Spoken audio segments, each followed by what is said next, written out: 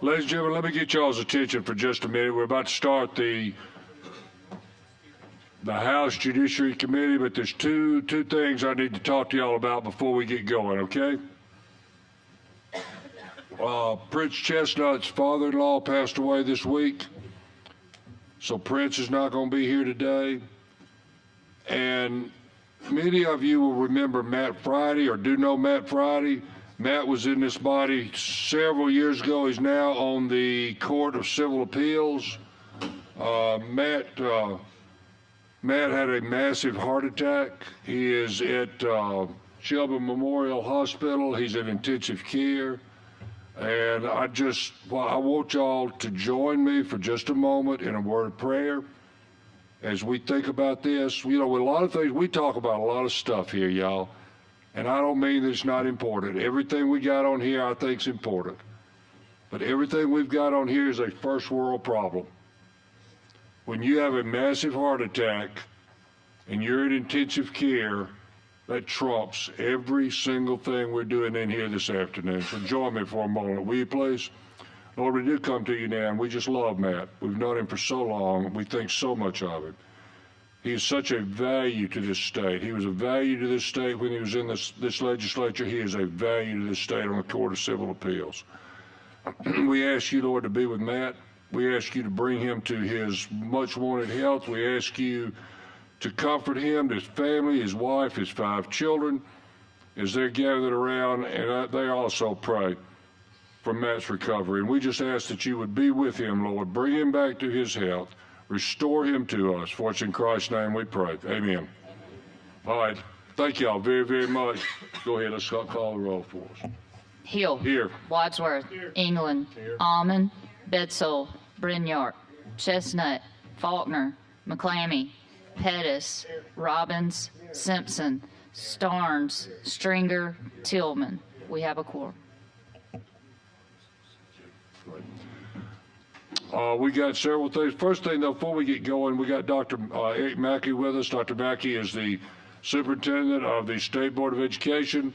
Dr. Mackey, we are certainly glad to have you with us, and you are welcome to come every Wednesday afternoon that you have nothing else to do and join us in this meeting. But we are glad to have you. We appreciate the job you're doing for this state and the children that are in this state and the schools we have. So thank you. Thank you a lot. First bill we're going to take up is Senate Bill 174. Representative Lee, are you carrying this one? Go ahead. Yes, sir. Thank you. Many of you that have cities and counties hire third-party tax collectors, and I've been in front of you on several occasions. We've passed several bills. It can be a little cumbersome for the business. You may serve an area that may have anywhere from 8 to 10 small towns or townships that have different licenses or different fees for their community. And it can become very cumbersome not to know what each one is, whether it's a delivery license, whether it's a license to do business, whatever the case may be. Those are one. And then that's one thing we're addressing this bill. The other is there's been very little opportunity for recourse for a business when they're falsely accused of doing something wrong. So the solution in this bill requires reporting of information of taxes charged by local governments to the Department of Revenue. I'll give you an example. Department of Revenue needs to know what the taxes are. Several years ago, we had one town that was actually charging a business license and sending them information saying they owed business license because that air conditioning and heating truck drove through the town. Did no work, but if they drove through it, they were going to charge them. I know that sounds crazy, but that's what happened. It also, allows Alabamians to appeal improperly charged local business taxes on Alabama to the state tax tribunal. Also allows Alabamians to sue third-party collection firms for improperly sending collection letters.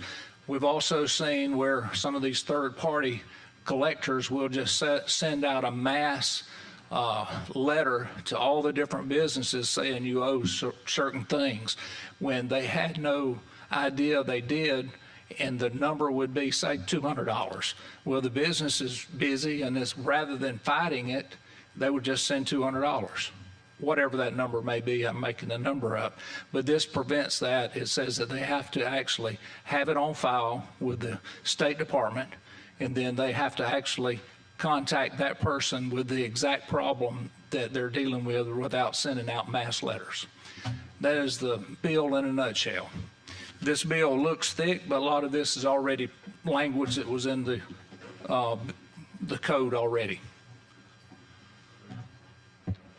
Thank you, Mr. Lee. We appreciate that explanation very much. Are there any questions for Representative Lee concerning House Bill 174? Yes, sir. I just got a comment. I appreciate you bringing the bill. I've defended a lot of different businesses because of that issue, and I appreciate you bringing the bill. Thank you. We got a motion and a second for a favorable report. Are there any other questions or comments? If not, all in favor of giving this bill a favorable report, please say aye. Aye. Any opposed? Thanks, Mr. Lee. We appreciate it very, very much. Thank you, Mr. Chairman and committee. Senator Kitchens, hang on. We get an amendment for your bill, so I know I had you going next, but give me a minute and let me get this done so we can do it all at one time, okay? Thank you, sir. Appreciate it. Can we just clarify that's not posturing by the House by any means? Do what now? You know, I've already had comments up here we ought to carry over all Senate bills, but realizing that our wonderful... Is that a motion? Is that a motion? Realize, is that a motion? Hey, we got three of them in here right now that are our friends, and realizing they're going to get the rest of them straightened up sometime later on this afternoon. We have all the confidence in the world. Okay. Representative Yarbrough, how about 510? Thank you, sir, for the recognition, and chair and committee members. What you have before you actually was a local bill that was passed last year, and this just comes back and amends it, an agreed upon amendment for a temporary work release program. And all this does is they agreed between the community corrections and the county commission that if the community corrections has any unallocated surplus, there can be, by a vote of the county commission, to take that unallocated surplus and it can go into the general fund. Okay. Thanks, Mr. Yarbrough. Any questions? What county does this deal with? Lawrence County only. Okay, Lawrence County only. Yes, sir. All right. And this is something that Lawrence County obviously is fine with, right? That's correct. The judges and all parties came to me and asked me and crafted this amendment. I did have somebody came to me just before that they want to put a tiny amendment on the floor, but it's not ready for that yet. It's just about Aniah's law, making sure that Aniah's law there's no effect on Aniah's law, but that's minuscule. So, but yes, that was requested by all parties. Mr. Pettis, did you have a question? Okay, I just thought you did. All right, do I hear a motion to give this bill a favorable report? Second. Thank you. Motion and second. Any other comments or questions? All in favor of favorable report, please say aye. Any opposed? Mr. Yarbrough, thanks a lot. Thank you, Chairman, Chairman, members. Thank you. Yeah, I got it. Senator Kitchens, we now have your amendment, so we are ready if you are. Senate Bill 53. Thank you, Mr. Chairman, and if it would have helped, I would have worn my old house lapel pin. I still have one, so just to remind everybody that I was right there where you were not too long ago, so maybe you can have some grace on me today. No, this bill is the bill that we had last week. We had the public hearing last week. Again, the intent of this bill, what we're trying to do is to provide tools for our law enforcement officers. If someone has broken the law, if they've been arrested and they've been taken to jail, to give the law enforcement officers and the jails, the county, municipal, state jails, the authority that they need to be able to verify an immigration status when that individual is there. And I think, Mr. Robbins, you got an amendment, right? Go ahead. I do have an amendment, and I know we talked about it some today. That what it's going to do is it's going to add a few more exceptions to the human smuggling portion of the bill.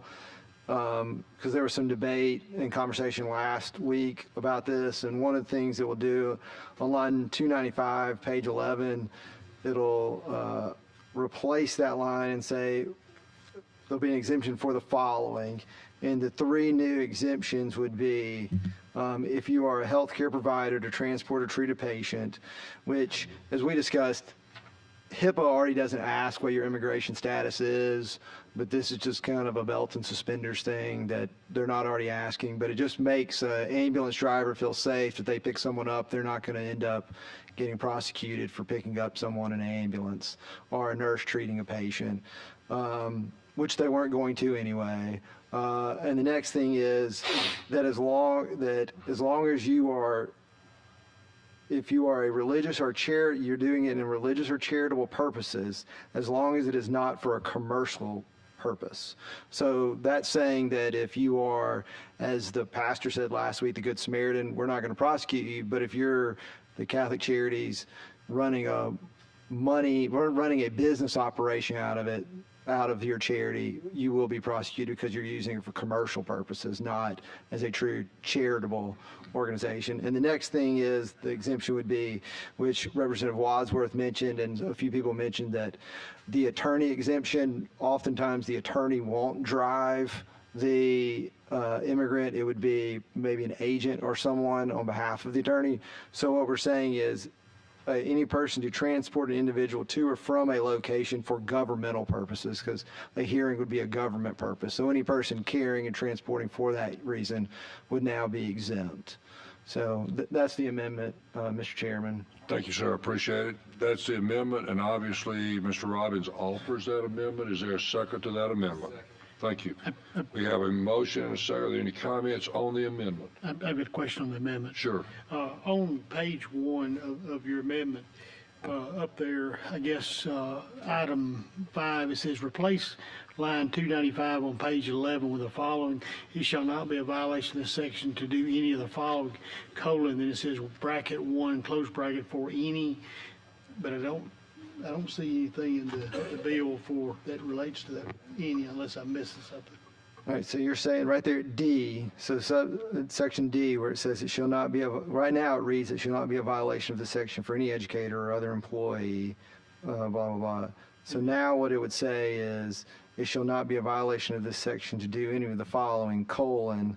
Then it has bracket 1, close bracket, for any, but it doesn't have anything under 1. Well, I think it would pick up right there. So see, it's replacing all of line 295. So just strike line 295, and so it'll pick back up where it says for any at the end of line 295. So now that will be line number 1, exemption 1, exemption 2, 3, 4. Instead of 2, 3, 4, it'll be right. Instead of where it's this exemption for D, it probably could have included letter C, but it'll be D. It shall not be a violation of this section to do any of the following, colon. And then right where it says for any educator or other, it'll pick back up right there, and that will be 1. Okay. And then 2, healthcare provider. 3, commercial, religious, or charitable. 4, transport for a governmental purpose. Okay. So it sets that attorney part at the beginning as kind of separate and apart. Okay. Yeah, and I'm glad you brought that up, because that does still include, just for everyone who knows, that does still include the educational piece in there. Right, it does. That was a good question. Does anyone, we got a motion and a second to adopt this amendment. Are there any other questions? Senator, do you consider this a friendly amendment? I believe, yes, sir. I believe this would be a friendly amendment. Okay. All right, all in favor of adopting amendment number 1, please say aye. Aye. Any opposed? It's adopted. Senator, back to you as amended. Anything else you need to tell us? I believe we've covered most of it. I'd be happy to answer any questions you may have. If there's anything else on this. Jimmy, you got a question or what? Senator, we had a few minutes to talk earlier, and you answered some of my questions and concerns about the bill.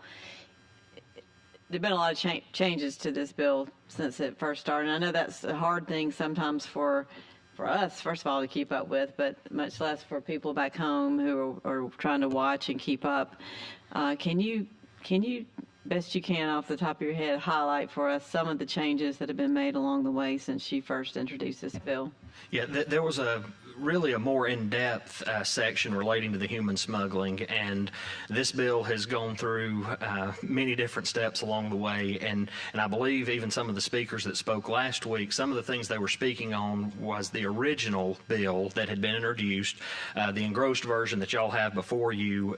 We worked across the aisle. That was something that actually the language that we got with human smuggling was something that Senator Coleman Madison brought to us, and we tried to tweak some things on that. But really bringing everybody together. We cut some things down, some things that we felt like might not be clear. Again, the intent of this whole process, that if you have broken the law, if you have come into the country and you have broken the law, then the law enforcement needs to be able to have the tools and the clarity that they have. And so a large section, which was Section 2 in the original filed bill, had been removed and got it down to where we are today, which is the engrossed version that you have in your packets. Any further questions? Any further questions? Is there a motion to give this bill a favorable report as amended? Thank you. Is there a second? Second. We have a motion and a second to give this bill a favorable report as amended. Are there any other questions? Any other comments? Seeing none, all in favor, please say aye. Aye. Any opposed? No. Okay, thank you. Thank you, Mr. Chairman and committee. A favorable report as amended, okay? Thank you, sir. Appreciate you.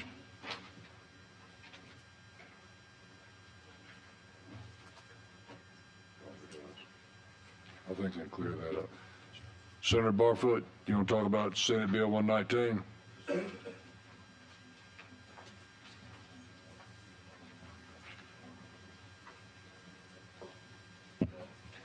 Thank you, Mr. Chairman, members of the committee. SB 119, as you may remember, was part of the governor's crime package that she discussed at her State of the State, and I am here happy to tell you that with the help of Representative Allman, we achieved bipartisan support in the Senate, overwhelming bipartisan support in the Senate. The bill does a couple of things. First of all, you may remember Representative Chip Brown here a couple of years ago had an Aniah's Law bill.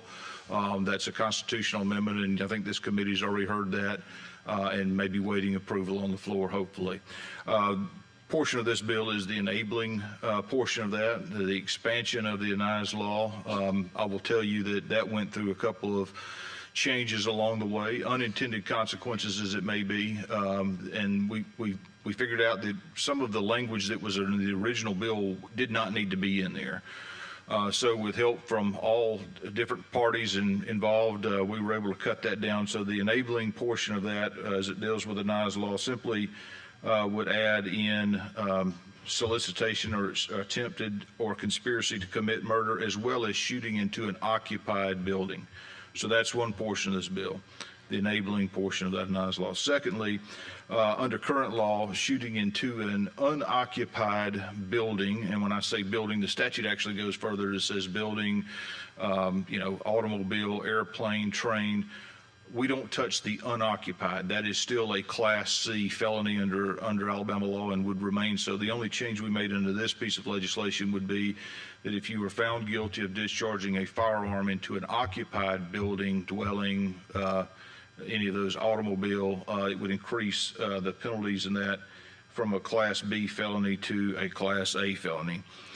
And then one of the other things that we did in here is we looked at, what are some issues or problems or concerns that we have as it relates to individuals who have and possess firearms and, have been convicted either relatively close proximity to the date that they're found in possession of a firearm, or if they've been convicted of multiple felonies before. So we worked with a large group of folks to figure out how do we narrow that down. We don't want to affect gun rights owners, and we want to make sure that we stand by those constitutional principles that are there. The federal government, by way of example, though, goes much broader than our current law or even the proposed changes here. The current law is if you're a felon of any kind, I think you're prohibited from owning a firearm.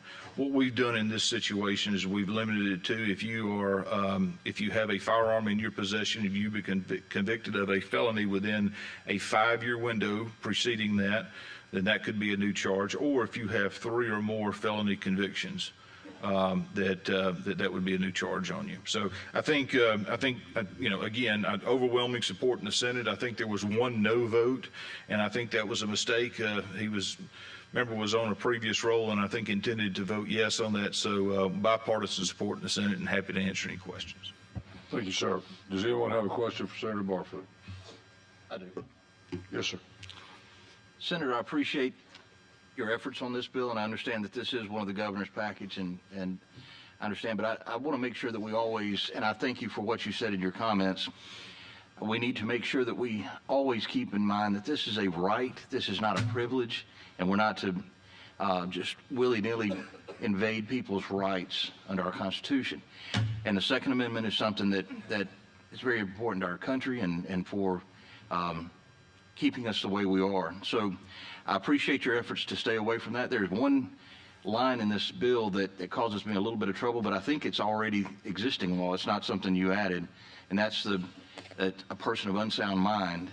And that's just so vague to me. And who makes that decision? It doesn't break that down, and that gives me a little concern. But it's a good bill. I appreciate what you're doing. I appreciate you trying to keep things in the right perspective. And thank you. Yes, sir. And if I could, Mr. Chairman, address Yes, that. sir, please. You are correct, and it is current law, and so we haven't changed that. That is simply underlined in the package that you have now, because that's the engrossed version where we moved the lettering on the statute, but in current law, that language exists, and we in no way wanted to expand that whatsoever. So. Okay, thank you. Thanks, Senator. All right, is there a motion to give this bill a favorable report? Thank you. Is there a second? Second. We got a motion. Ma'am. Comment when you. Oh, sure. Yes, ma'am. Please go right ahead. No, I just want to thank Senator Barfoot for all of his work on this bill. We have worked hard to. There's a lot of moving parts in this bill. It's kind of 4 bills in one. But to my colleagues, now is your time to ask all the hard questions. So when I get on the House floor and carry this bill, I want all those questions to be gone. Ask him of him while he's here. He's the expert. I appreciate. So I'm going to assume that's a motion to exclude comments on the House floor. And if we get that as a blanket thing, Ms. Almond, boy, we could move some stuff around this place. Can we table that motion? Sir, Can we second table that motion? Thank you. Table that motion. Can we table that motion? All right, there's that is, but that's a good point. If you got any questions, let's ask them. If we got anything we need to know, we got the fellow here who can answer. All right, all in favor of giving this bill a favorable report, please say aye. Any opposed? All right, we get a favorable report. Thank you a lot. Thank y'all. Thank you so much, and thank you, Representative Allman, for all the back and forth and conversations and help. Thank you. Senator Allen, you want to talk about Senate Bill 35?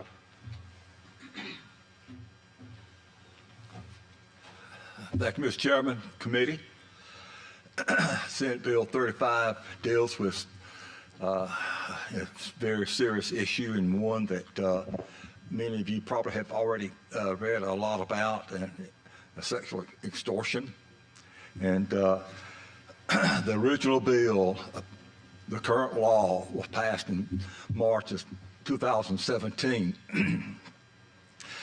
And actually what that current law does is that the actual threat of physical harm or something dealing with maybe some damage to properties.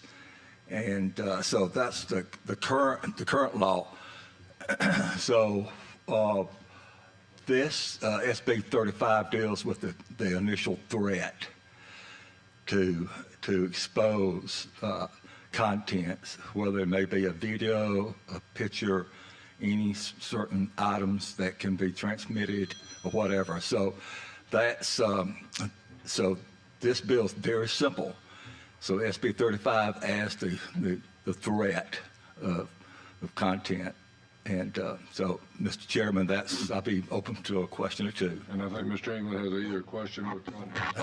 Mr. England and I are arguing over who gets to make the motion for the favorable report. So because he is your representative, I'm going to defer to him to make the report, but I will do the second. All right. Did you just motion and second? You, okay. All right, go ahead. No, I just want to thank you for bringing this, and just admire your courage and fortitude. And with that, it's my honor to make the motion to give this bill a favorable report. Thank you, Chris. And Mr. Simpson seconds. Any other comments? All in favor, please say aye. Any opposed? Senator Allen, we appreciate you. Thanks a lot. Judge, thank you so much, sir. Always good to have you down. Thank you. Representative England, how about House Bill 383?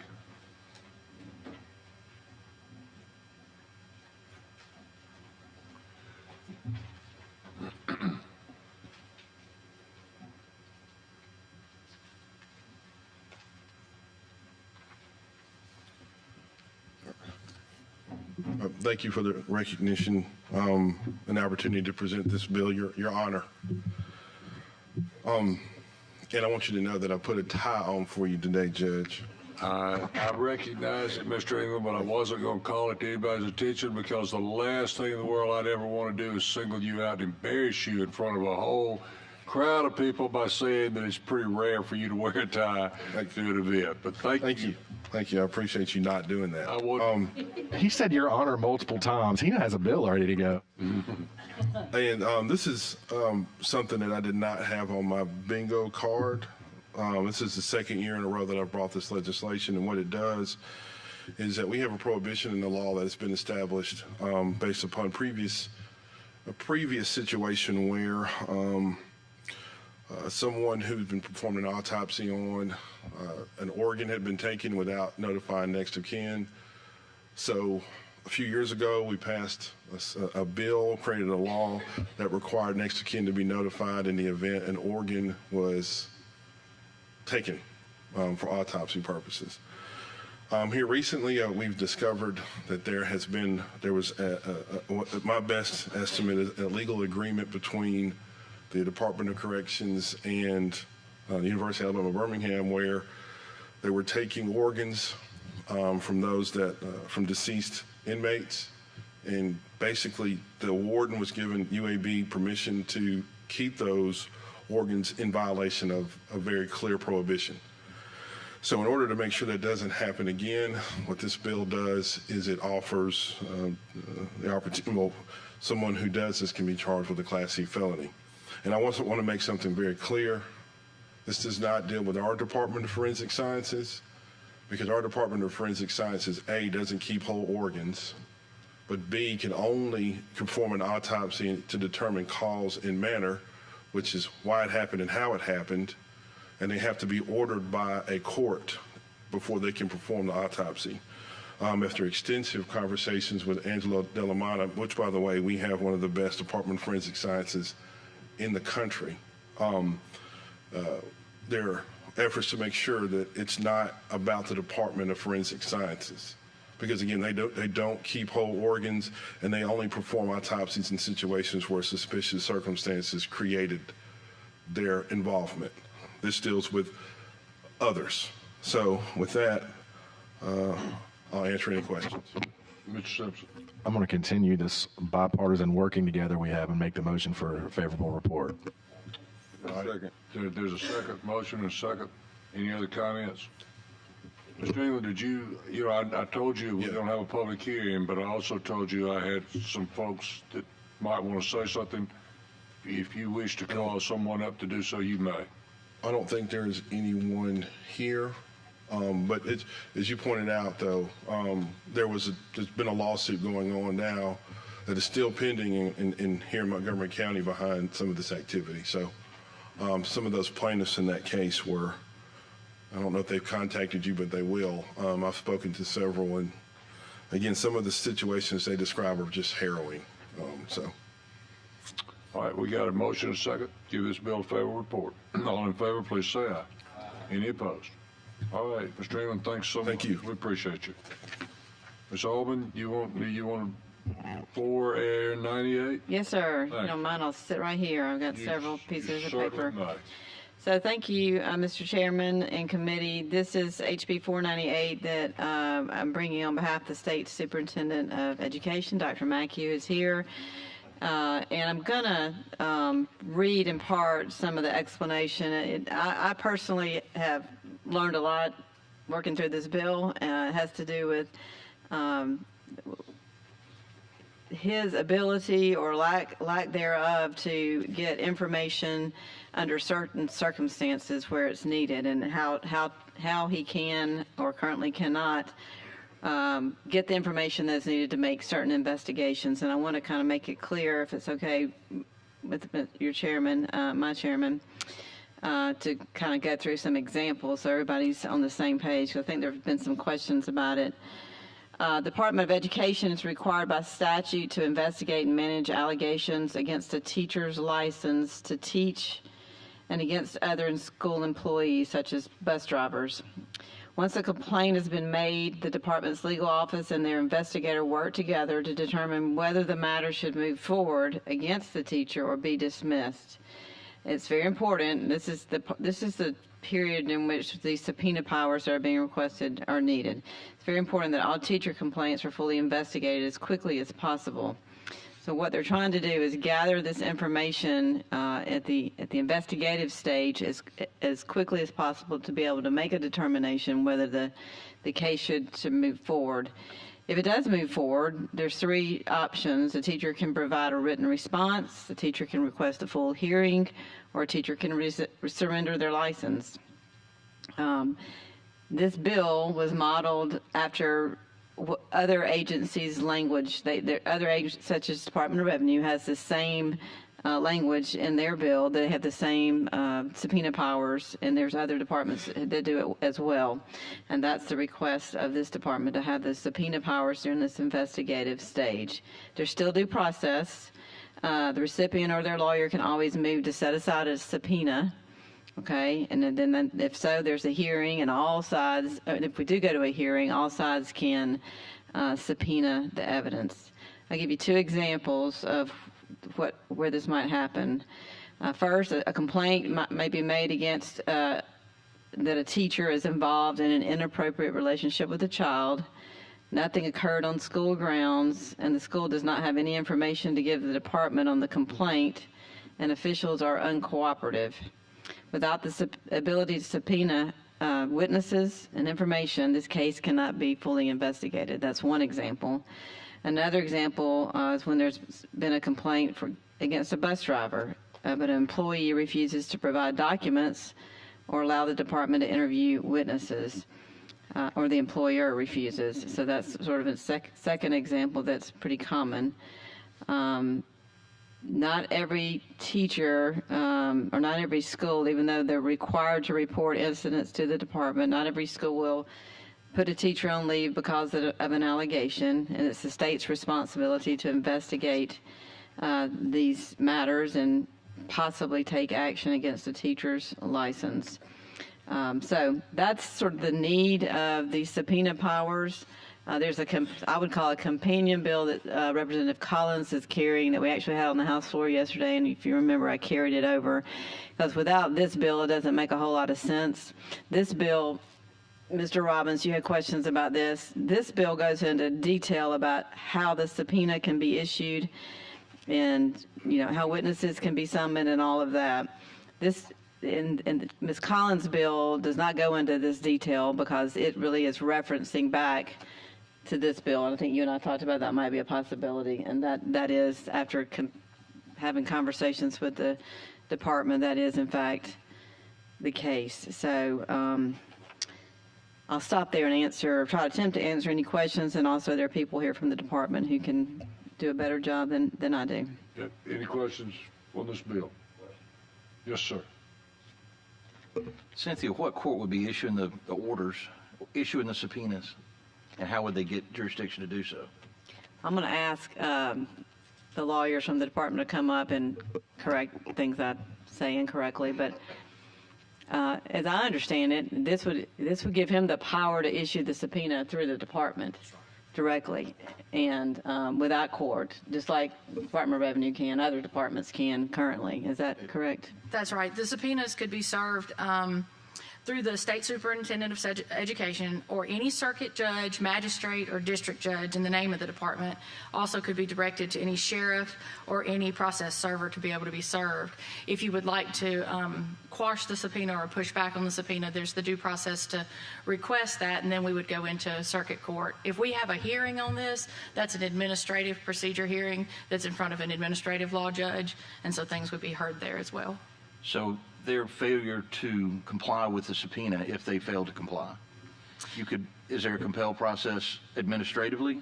Well, there would be if we had the originality to be able to have the subpoena. Right now, in the investigative phase, we don't have the ability to compel or to subpoena, so we request, and we may or may not get it, and there's no process. If we were able to have the subpoena, then of course, if someone didn't want to comply, then they would have the opportunity to complain, and if they don't comply well, we would have the opportunity to move forward as well.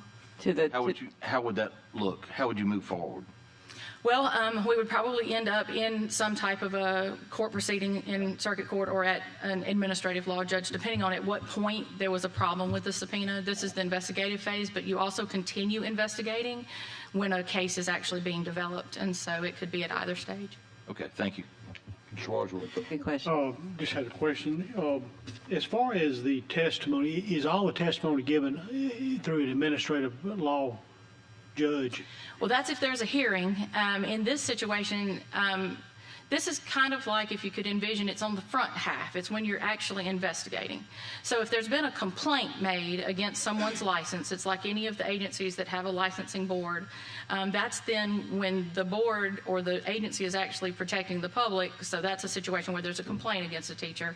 So in that situation, if we needed testimony or anything, it would just be statements would be given to our investigator. And that would be from witnesses that needed to help us create the investigative report. If we move forward, then it would be in front of an administrative law judge. Are they under oath at that time? We haven't really looked at the process on that. Most of the time, our investigator is APOS certified, so we would look into putting them under oath at that time. Okay. Thank you. Stringer, you had a question? Or a comment? Yes, sir. That was, I think, one of the questions I was going to ask was the oath. You know, if they were going to have to be read, the Miranda or something like that. And well, yes, sir, go ahead. Second part of the question is if it was going to be, are these investigations for administrative or are they criminal type investigations? That's what I was going to say about the oath. Usually there's an attestation that you're telling the truth, but it's not exactly Miranda because there's often not criminal compliance, especially when you're dealing with the peripheral witnesses. So we'd be looking at the witnesses that would help us build the case, but this is an administrative proceeding. Of course, if we end up receiving any information that's criminal, and that could be fraud with books all the way through some type of an actual situation where a child has been injured or molested or some type of a sexual problem or some type of relationship problem or any of the things we get into, we turn that over to law enforcement and then they would move forward with their procedures. All right, thank you. Mr. Simpson, do you have a question? Part of that, it was following on that path, and I thank Representative Stringer for discussing this. On page 3, line 82, the grant of access to law enforcement records and systems is subject to state and federal law. Do you, am I missing the part where you guys are going to be required to give this over to law enforcement if requested? What this is about is that right now, our investigator, even though he's APOS certified, he doesn't have the ability to access the various different law enforcement databases that we have. Mm-hmm. For example, if a school bus driver has a whole lot of tickets or if we're wanting to try to get a Let's Run or something like that, he's not able to access that because of the position that he's in.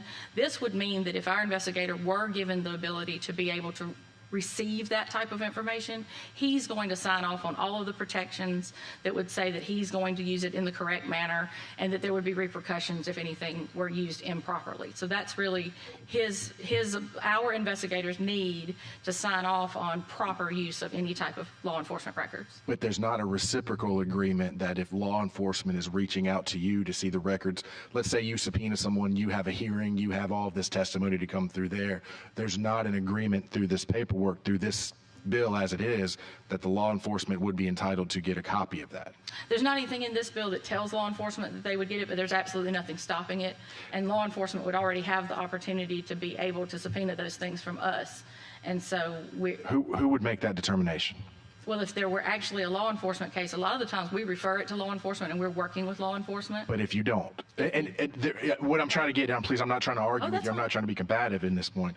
But if something goes in where, sometimes if there was a mandatory reporter situation through Oh, this, absolutely. Whereas if you guys are required to release this to law enforcement, if there was a criminal discussion or if there was something that came up that may cross into that criminal line, that you would be required to give that to the district attorney or an investigating agency. We already have the first reporter laws and all of the things that we're required to do. So this doesn't affect that in any way. But I mean, do you see this a little bit difference in the fact that this hearing that you're having would be outside of law enforcement scope? And if you would be willing to, and I think we can get a quick, can we get a quick amendment to where if there is a hearing and criminal code would be considered violated, or let me finish first. If there could be a criminal violation or something to come up to reach the investigation point, that you would be required to give this over to law enforcement. Well, the criminal hearings, we wouldn't be having a criminal hearing. Of course, we'd be having the administrative, but that's APA. And so that's just like any other hearing that any other person has for any type of a APA administrative hearing. Right. And so, but if what could happen is something could come up that would be discussed. I understand you don't have criminal hearings, but something could be approached where a criminal topic would have been discovered through this subpoena process, through a witness of a questioning. If you're questioning a witness through this point, what I don't want to have a situation, what scares me is the potential of you guys finding out through this investigation that there's something that's going on and not releasing it to the district attorney or the sheriff's investigation. well, respectfully, we already have the hearings. This doesn't affect anything about the hearings. Well, respectfully, now you're requiring people to show up and you're asking court-appointed laws to have a subpoena to show up. Oh, no, sir. We already have the ability to subpoena people for the hearings. Then what's the point of this bill? This is for the investigative period because of the fact that when we actually get a complaint against a teacher's record and we have a complaint against their license, we are beholden to go forward and investigate that.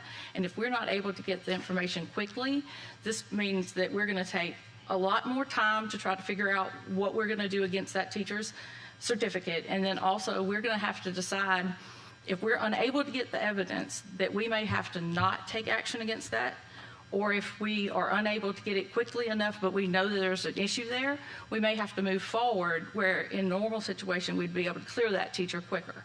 Mr. Chairman, I make a motion to carry this over and assign it to the criminal subcommittee to make sure we can fix this and I can have this resolved next week. Okay. Let me ask you, I'm going to do that for you, but are you concerned that if something comes up, there would be a mandatory reporting? What I don't want is an investigation to come up and something comes up from law enforcement's not being notified of what happened in this subpoenaed hearing or in this investigation, and somebody comes in and says, well, I told the school system this is what happened. I told them when they subpoenaed me, and law enforcement has no clue that this occurred. So it's just a simple of, look, if at some point there becomes a discussion that reaches the criminal element, that there should be a requirement to disclose these records to law enforcement. Okay. Respectfully, we're already beholden to do that, and our investigator is APOS certified and beholden to do the same. I don't think there's any situation where what would occur. Mr. Chairman, I made a motion. You got it. I'm going to grant your motion. I'm going to let if there's any more questions, I'd like to get them out. Go ahead. Are there any other government agencies that currently have subpoena power? Yes, sir.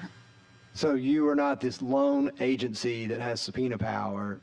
We don't have subpoena power. We're requesting it, and other agencies have it. But you said you had subpoena power. Once it gets to the administrative hearing phase, this is the investigative phase. Before we've actually said, yes, we want to take that teacher's license, we have to make the decision on if we're going to try to take the license or not. And we have to investigate that by law to determine if we're going to do that or not. Well, then do any government agencies have subpoena power for the investigative period? Yes, sir. We actually modeled this after Revenue, who also has the same type of an administrative hearing procedure where they have to investigate things. They have a criminal side and they have the administrative side. And do you have subpoena power in the administrative, we'll say the administrative apportioned by code or an administrative regulation, by regulation? Well, yes, sir. We get to the point where it's an APA hearing, so that's Administrative Procedures Act. There's an administrative procedures judge, and we have an actual administrative procedures hearing. Both sides normally have counsel. Everyone can subpoena. There is a hearing and a process there. It can be appealed. So the subpoena power that you have is not subpoena power held by education. It is power within the administrative court. Yes, So the administrative court can issue the summons, not Department of Education. Both So I guess parties can at that point. Right, but through the court proceeding. But my question is, does any other government agency have the ability to issue a summons itself? Yes, sir. The Department of Revenue does, and that's what we modeled this after. Okay, and so during the investigative phase, like it would be, as you mentioned, during the administrative, in front of an administrative law judge, if a party, requests a subpoena, you have a right to respond. Where in your bill would an individual have the ability to say, I object to this subpoena for whatever reason it might be? It would be like all the other subpoenas that are issued in investigations statewide. So under the normal, regular statutes about subpoenas, if you receive a subpoena in this manner, the same way as if you received it from law enforcement during an investigation, you are able to respond back that you would like to quash the subpoena or not respond. Right, but it says the subpoena may be served in a like manner. That's how you would, that's the service of process would be the like manner. But my ability to object for whatever grounds that I have to object to not produce that record, who would I send that? Who would I say I object to? Well, it would be like a normal situation where you would receive one from just a sheriff's office. If there was an investigation from the sheriff's office, it would go underneath the jurisdiction of where the subpoena was being served. We would be in Montgomery, you would go to circuit court. So at that point, if I got the subpoena, I would have to, but there is no case at that point in circuit court. So I'm thinking about in a court proceeding, there is some form of a case, and then I respond, but then if the Department of Education says we issue this summons, I object. I'm then telling the individual that asked for the summons and issued it, I object to your reasoning. There's not a arbitrator there, whether it be an administrative judge or a judge saying, I hear your objection, I grant it or denied. It would be the judge and jury basically saying, I deny your objection because I think I need this information. Well, not precisely, because prior to indictment or arrest, there can be subpoenas that go out in criminal situations. You can have a search warrant that doesn't have a circuit court case yet. There can be a subpoena that's issued on people, and then you can move in front of the circuit court to request that you wish to quash, and that would start the proceeding. Okay. Well, thank you so much for answering my questions. Mr. England, did you have a question? I do. Comment, either one. I do.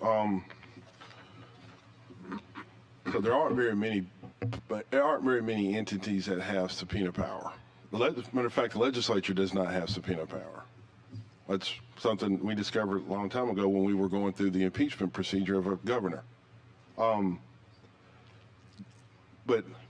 usually when subpoena power is given, it's when the jeopardy attached increases to a point where somebody will be losing something, meaning freedom or property, which like a position, job, or so forth, right? So I think what concerns me just a little bit is that, and this is nothing to do with the current superintendent, you're doing a fantastic job, but the power in the investigatory stage of this comes directly from the superintendent, who is then conducting that investigation.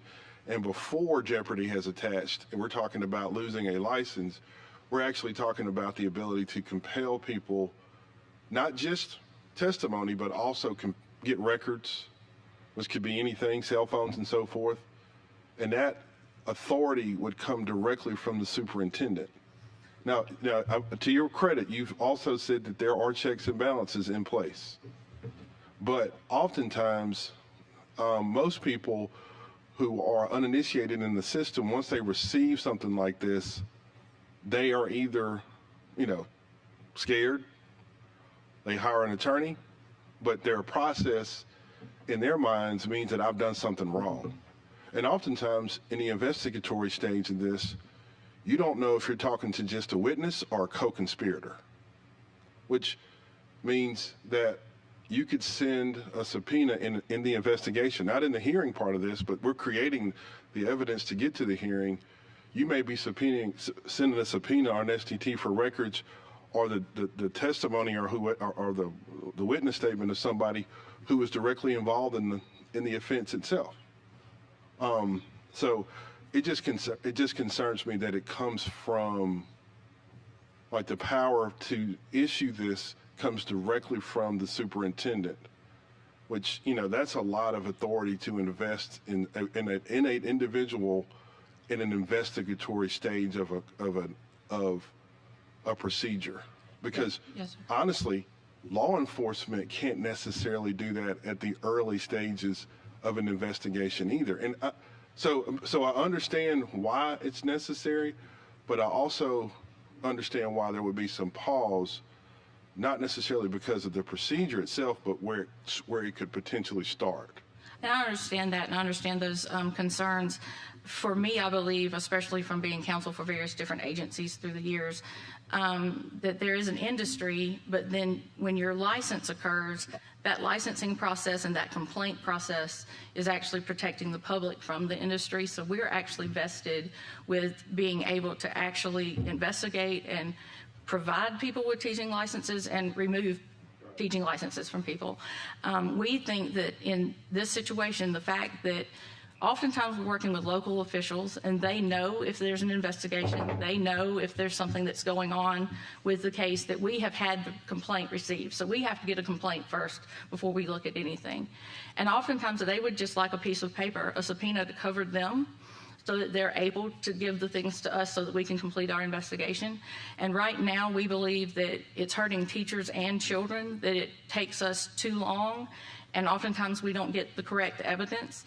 Because if there's really a situation with a teacher where they need to be removed and we can't get enough information to even go forward, then that's a problem. If there's really a situation where a teacher needs to be cleared instantly and there's been a complaint against their license, we would love the opportunity to be able to get the records and immediately clear that teacher.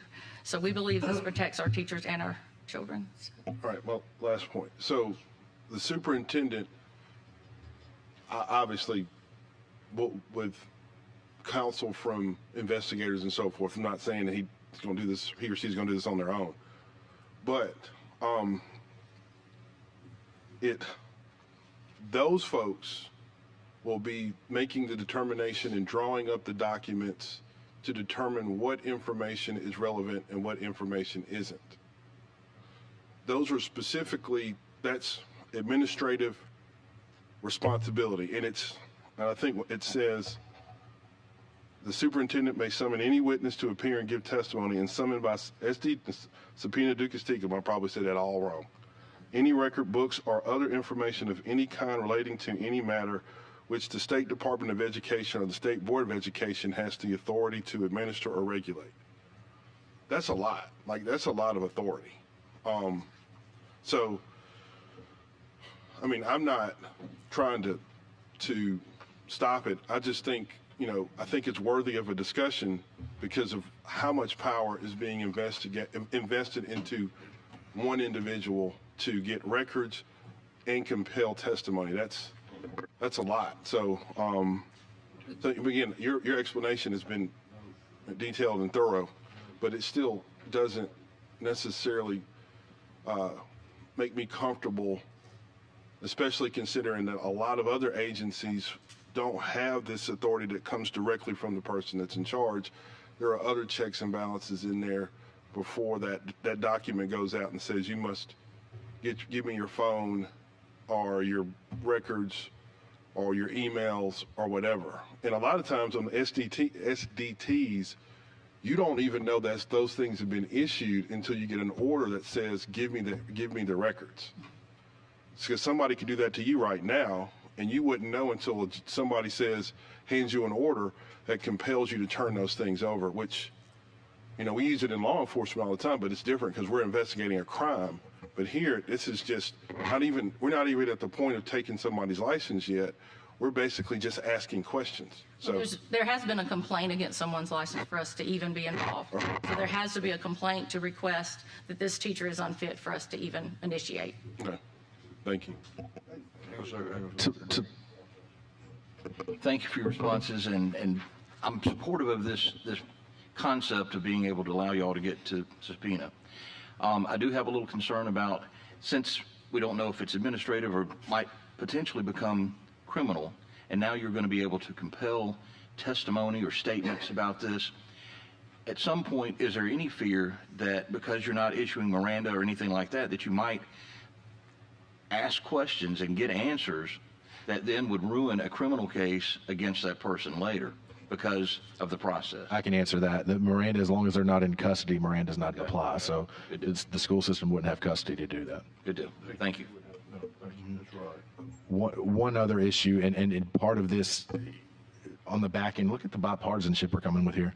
On the back end, if the school system does agree to clear someone, if they say, we've got these records, we've subpoenaed this person, we've cleared this, that can severely hamper a prosecution, or if law enforcement finds out something along these lines of, wait a second, you didn't know this, but they can come up and say, look, we've already looked in this, and this, and you're giving somebody the potential to have an exculpatory decision without law enforcement being there, and I just have significant concerns about that. Well, I've been a prosecutor the majority of my career, and so in looking at this, the way that would move forward is that you would have two tracks, and the majority of the situations that have brought apart us wanting to actually do this would be a situation where someone has been arrested for child abuse, someone has been arrested in a situation where there's already an investigation, and then we're unable to even get confirmation of that from local authorities. Right, but you're as a prosecutor, if someone's been arrested, you don't want to have somebody come that could possibly interfere with your case. If I'm trying to build a case to go to a jury, and you know this as being a prosecutor, if I'm working on how I'm going to prove my criminal case, and now you've given over this evidence, these questions, all of this evidence over to somebody else that could harm your case and could interfere in your case and could give them heads up over information that they don't want to have through the criminal investigation. This is supplanting some of this, and I'm very hesitant about what's going on through here. Let me ask you this. It's a great discussion. I appreciate it, but how is this different than DHR? And maybe DHR doesn't have subpoena power, but without question, DHR goes in and investigates child abuse and neglect. 100% they do, but they don't have the ability to go in and subpoena your records and say, I want to get your phone, I want to get your phone records, I want to get your emails, I want to get everything you have, I'm going to subpoena this witness to show up and testify, to be here to testify at the DHR hearings. They're not under subpoena when they testify at DHR. Yeah, but DHR can bring an actual case in juvenile court. So then they have to go through law enforcement. Right, you have to go through law enforcement at that point. You have an actual case on a juvenile docket. You know, half those are DHR cases, so you've now entered the court system, which then gives you the subpoena power. And that's one of the agencies that we'd like the coverage to be able to send a subpoena to find out if there has been an indication in a DHR case, so that we would be able to know that when moving forward about a teacher certificate. But if there's been an investigation, as we just said, well, I guess it's a minor, I was going to say, but those would be concealed, so you wouldn't know what happened with a minor. But we would be able to understand if there has been a can or not, and we would be able to subpoena if there is an investigation into that teacher for us to be able to have that information when we have a complaint. Because DHR's investigations would not necessarily be criminal. That's correct. Okay. Thank you, ma'am. You've done a great job. And by the way, I know you, but what's your name? Tina Hammonds. Thank you, ma'am. Appreciate it. I should have asked you that when you started. No problem. Thank you. I am going to sign this to the criminal subcommittee. Mr. Wadsworth has asked that y'all meet at 11:45 next Tuesday, which would give you some opportunity to talk about this. We will have this on.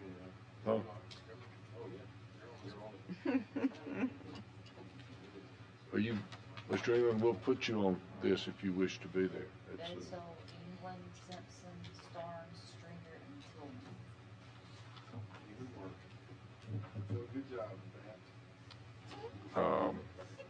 11:45 next Tuesday. We will put this on next week's agenda, and we will take some action. All right. It's probably going to be on 601. Probably be in 601. Probably in room 601. Okay.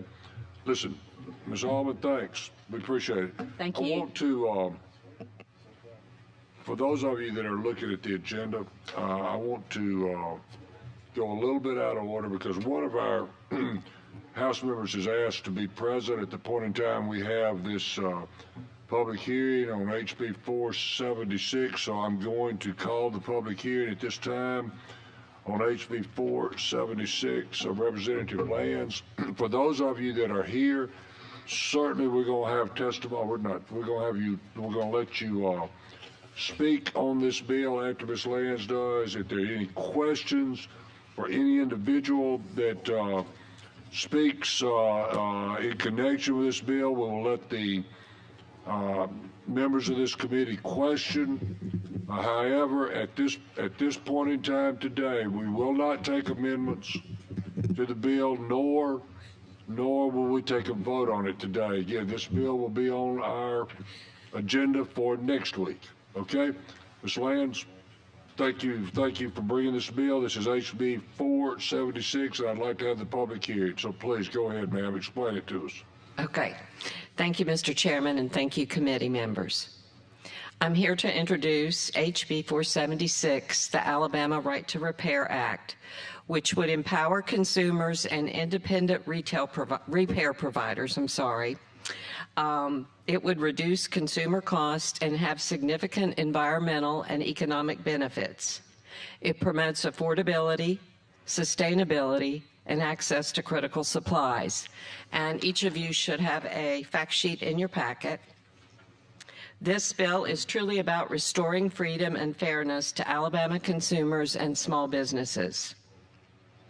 It would give people the right to fix the products they own, whether it be a laptop, a printer, or a kitchen appliance with electronic components, without being forced to go through an expensive manufacturer-controlled process. The bill puts the power back where it belongs, with the people who paid for the products. Many states have already passed similar legislation, and others have introduced or are working on potential legislation. The right to repair movement is a movement of citizens, farmers, technical professionals, independent repair shops, and others who want to fix things and keep modern devices working and out of our landfills. These bills have been endorsed by Consumer Reports, the American Farm Bureau Federation, the National Farmers Union, the Auto Care Association, and the Consumer Electronics Association, among others. I know we have a public hearing on this bill today. I've talked with many folks already, and I am here to listen and look forward to working with you all on constructing something that's good for everybody.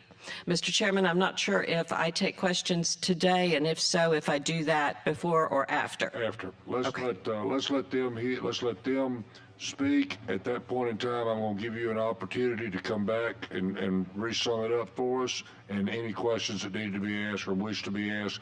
You will be here next week, obviously, and can take questions then also. All right? Perfect. Thank you. Thank you, ma'am. We have two opponents and one proponent. One of the opponents is Mike. Is it Blank? Mr. Blank, please. Mr. Blank, you have 3 minutes, but you go right ahead.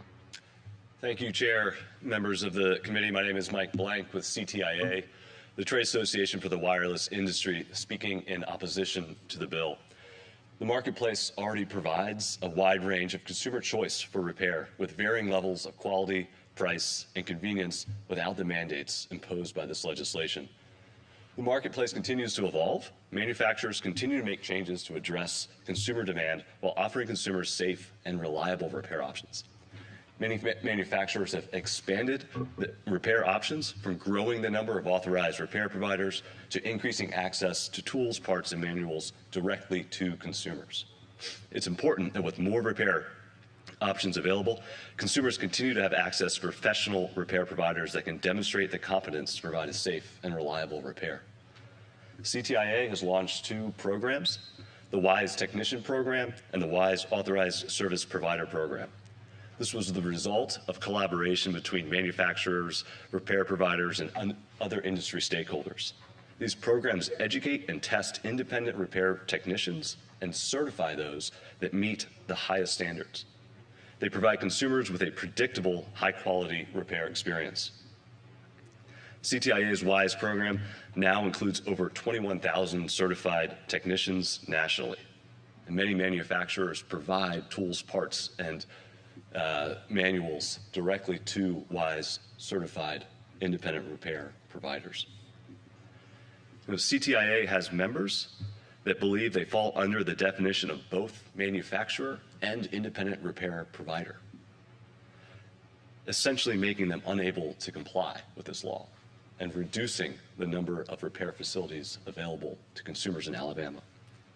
In addition, the scope of the bill is so broad that it would place mandates and potential penalties on a vast number of retailers in this state. With the repair market continually evolving and adapting to consumer needs, we would rather see market competition and collaboration rather than state-level mandates. For these reasons, CTIA respectfully asks that you not move this legislation. Thank you. Thank you, sir. We appreciate it. One of our proponents is Ms. Eisner. Is that correct?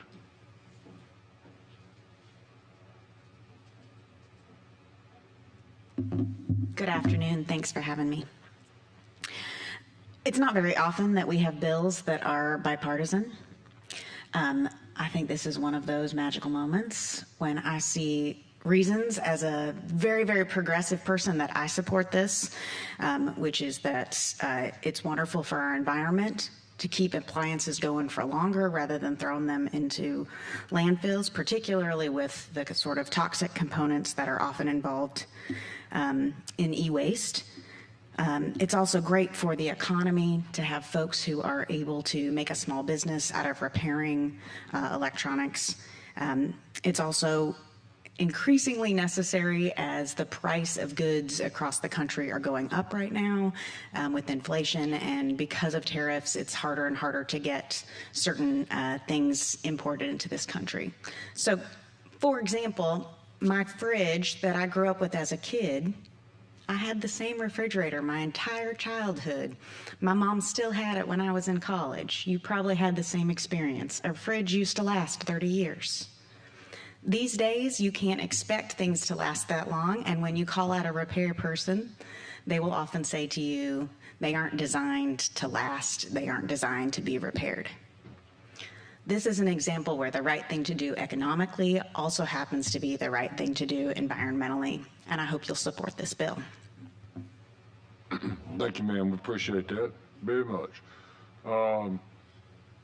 Mr. Brighton, please.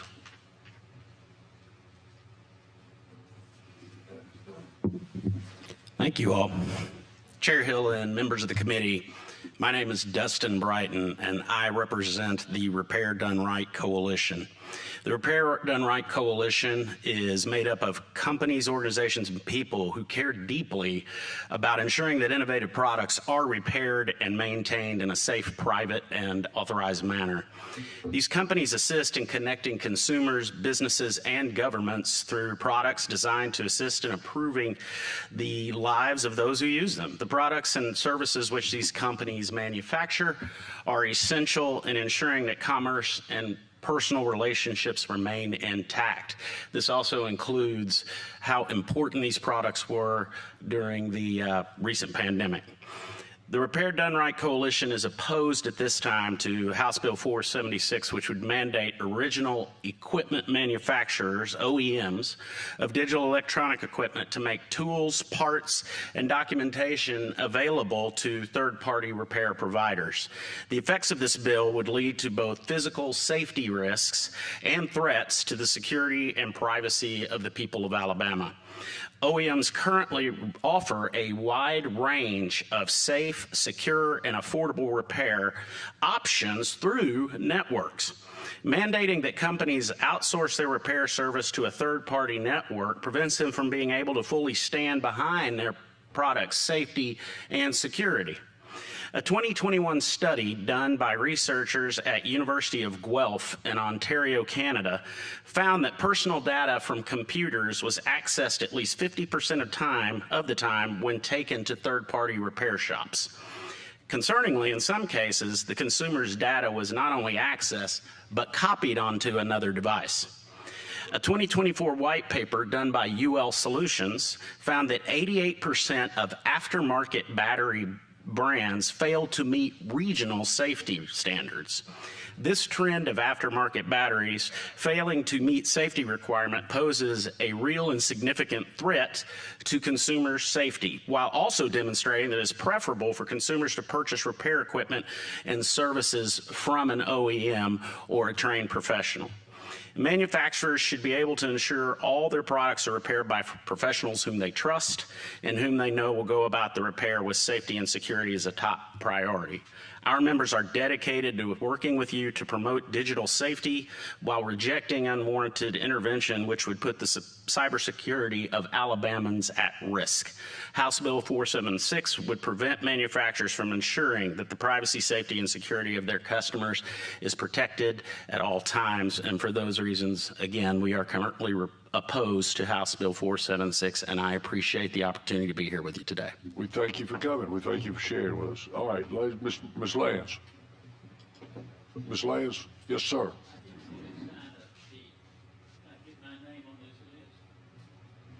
You did not, but please, Mr. Knox, come on. You, sir, are you for it? Are you a proponent or an opponent? Well, I represent the video game people. This won't take but 2 minutes. Okay. I represent. Mr. Knox, we'll accept that. 2 minutes. Represent the Entertainment Software Association. We're requesting an exemption for video games. We have several bills in this House already, some by members of this committee, which are going to exempt video games from this kind of bill.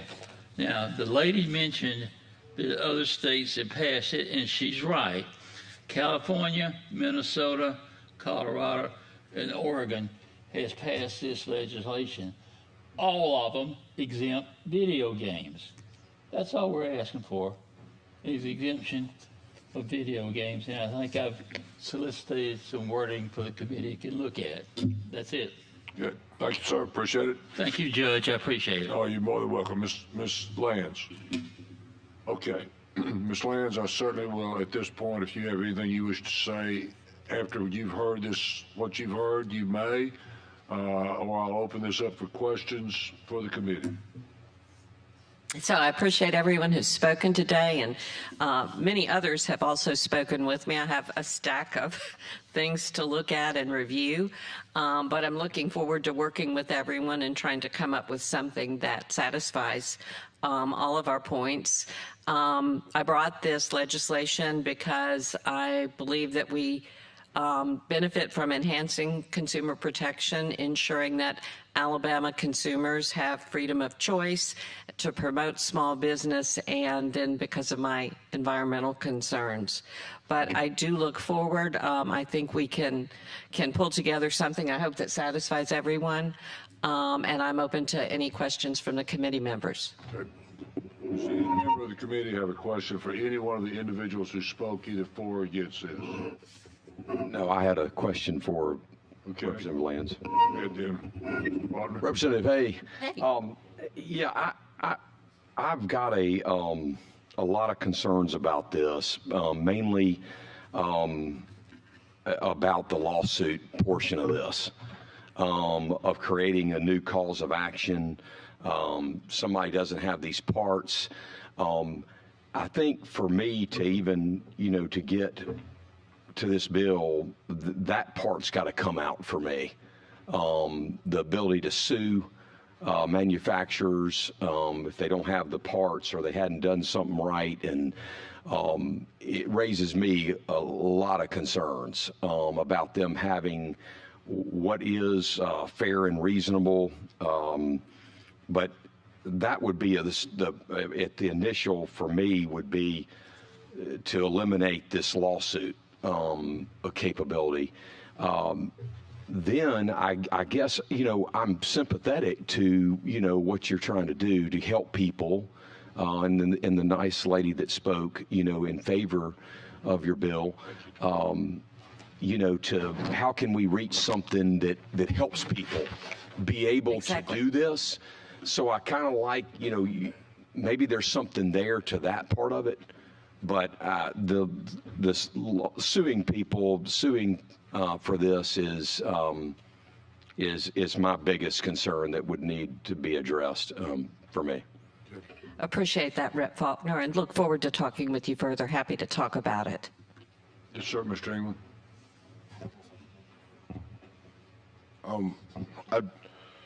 I've heard it all, man. Representative Faulkner, this would be some good business for you, though. I knew that was coming. You're speaking against it. I'm saying this could be a client.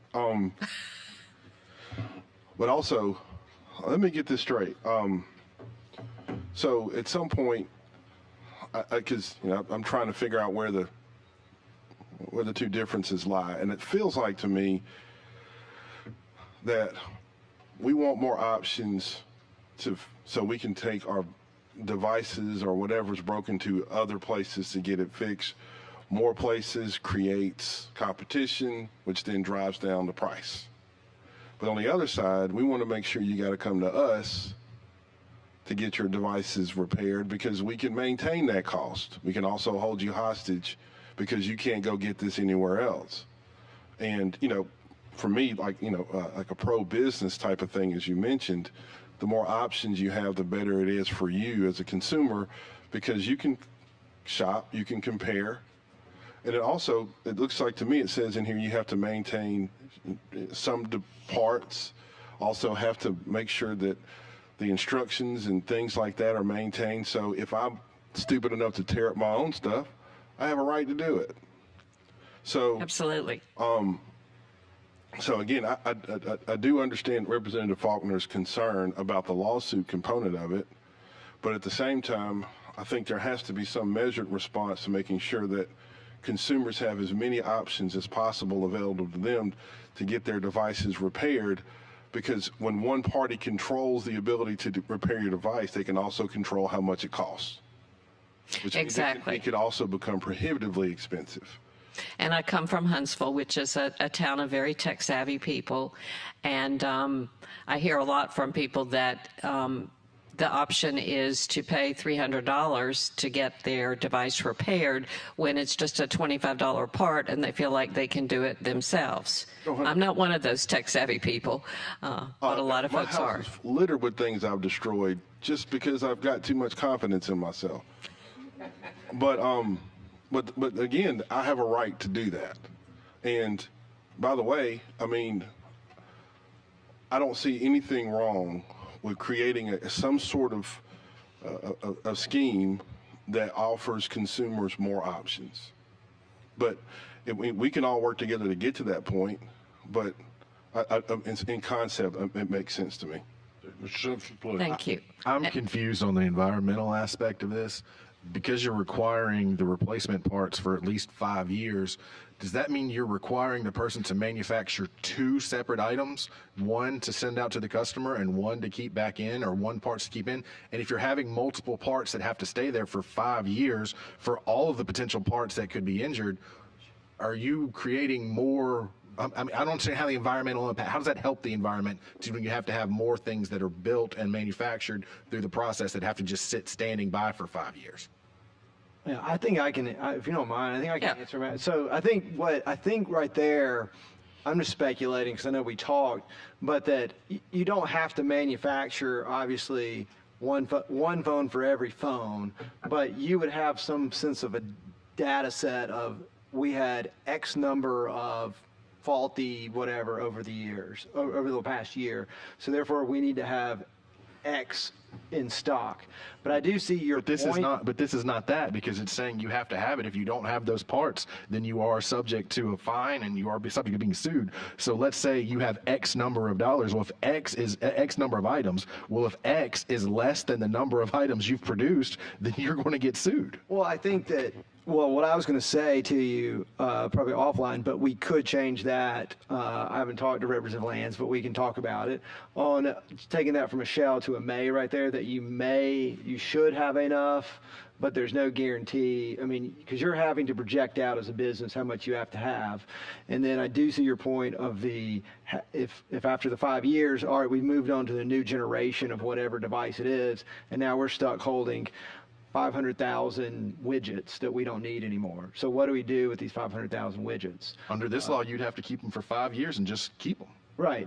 So that's what I was saying. What do you do with them after that 5-year period? But if we said you may ensure the availability of replacement parts, as opposed to you have to have X number, I think that gives a little more flexibility to the business. But how would you may ensure the flexibility of, like, in what way could you potentially insure these parts by may having to do it without having those parts already built?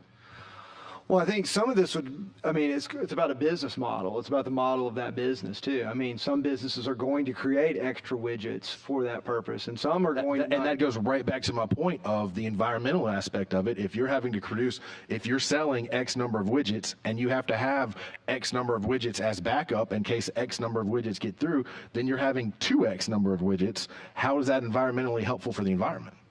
Well, I think two things to that. I mean, you have to be able to make those parts available, but you don't have to have them all in inventory.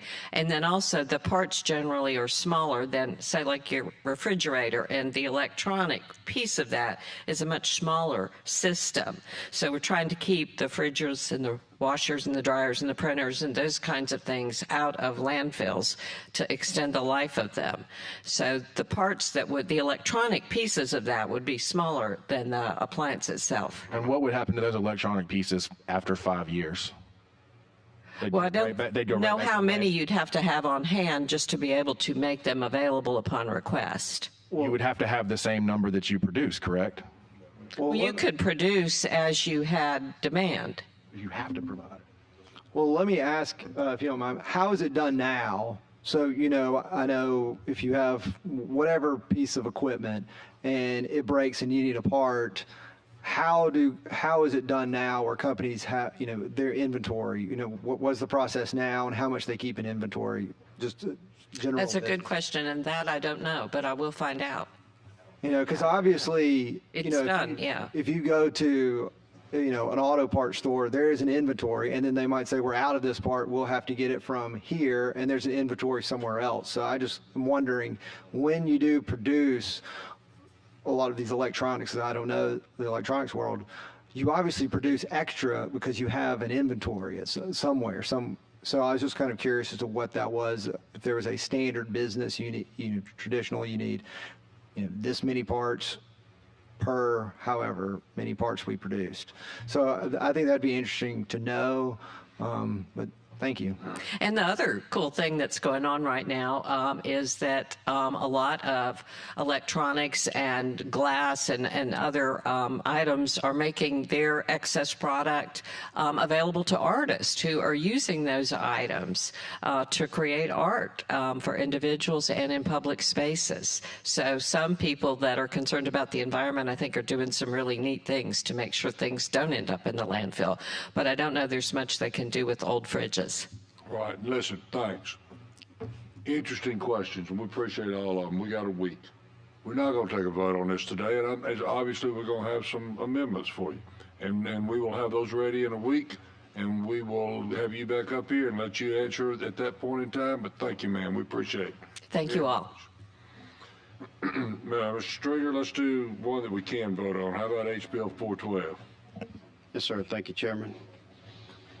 I started to pull the same method as last week and just not show up and let you guys pass my bill, but figured it might help to be here. Just, don't plan on betting 1,000 on that one. Yeah, that's what I was afraid of. The other is I figured I'd be like the rest of the cool kids and carry an infrastructure bill. So here goes our third infrastructure bill of the year. HB 412, the purpose of this bill is to amend existing laws relating to crimes involving critical infrastructure.